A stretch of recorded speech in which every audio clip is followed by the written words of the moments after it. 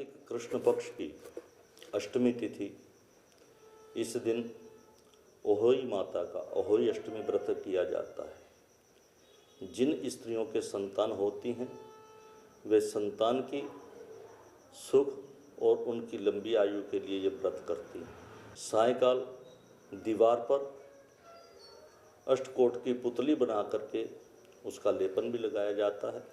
लेपन लगा करके देवी बनाई जाती है और उनकी पूजा की जाती है। इस पूजा में ईख गन्ने का चढ़ाने का विशेष महत्व दिया गया है और कलश स्थापित किया जाता है। फिर देवियां जो हैं वे कथा करके फिर जा कर के जलपान इत्यादि करती हैं कथा के उपरांत। उससे पहले वे इस कथा में निर्जल रहती हैं। एक समय की बात है कि किसी स्त्री के 7 पुत्र थे और वे कार्तिक महीने में दीपावली से पहले अपने घर की लीपा पोती के लिए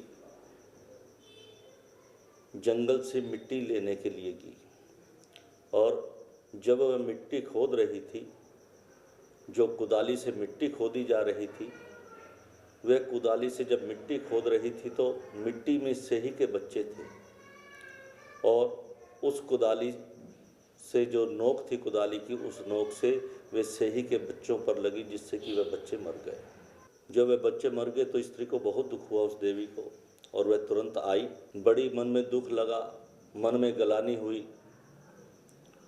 मिट्टी लेकर जब वह घर पर आई, चली गई वहाँ से। थोड़े दिनों बाद उस देवी का एक पुत्र मृत्यु को प्राप्त हो गया।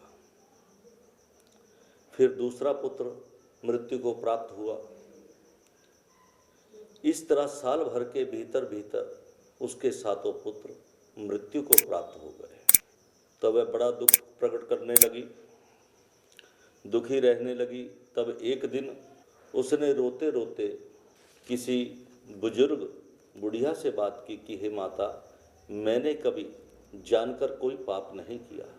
हाँ, अनजाने में एक पाप मुझसे अवश्य हुआ है कि दीपावली नज़दीक आ रही थी, उसके घर की लीपा पोती के लिए मैं मिट्टी लेने गई थी जंगल में और मेरे से अनजाने में सेही के बच्चे पर कुदाली लगने से वह बच्चे मर गए। ये पाप मेरे से अवश्य हुआ है। ना मैं कोई जादू टोना जानती हूँ, ना मैंने किसी प्रकार से जाने अनजाने में और कोई पाप किया है। इसके विषय में यदि आप जानते हो तो कोई उपाय कहें। ये बात सुनकर के उन स्त्रियों ने कहा कि हे देवी, तुमने ये जो तुमसे अपराध हुआ है, इस अपराध के विषय में जो तुमने 4 लोगों के कानों में ये बात कही कि मुझसे अपराध हुआ है, इससे तुम्हारा अपराध क्षीण हो गया है, अपराध कम हो गया है तुम्हारा। क्योंकि पाप करने से यदि हम किसी को बताते तो हमारा पाप कम हो जाता है। तो तुम्हारा आधा पाप धुल गया। इसलिए आप अष्टमी के दिन चित्र बनाओ, चित्र पर सही के बच्चे इत्यादि वहाँ पर बना करके उनकी पूजा करो, तो ईश्वर की दया से तुम्हारे समस्त पाप दूर हो जाएगा। ऐसा करने से फिर तुम पहले की तरह ही अपने पुत्रों को प्राप्त करोगी। उस देवी ने उनसे ये बात जानी और जान करके तब उसने कार्तिक कृष्ण पक्ष की अष्टमी का व्रत करना प्रारंभ किया और कार्तिक कृष्ण पक्ष की अष्टमी तिथि पर घर में लीपा पोती के बाद चित्र बनाया देवी का और उसमें सेही के बच्चे बनाए और फिर उनकी पूजा की।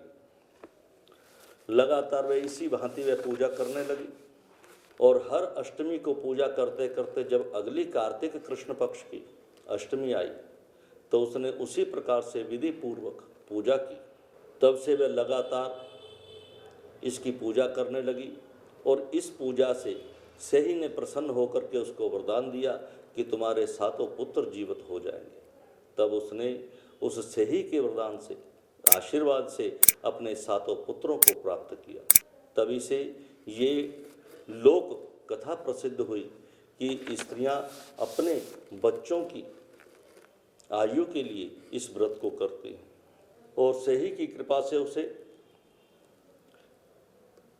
फिर 7 पुत्र प्राप्त हुए।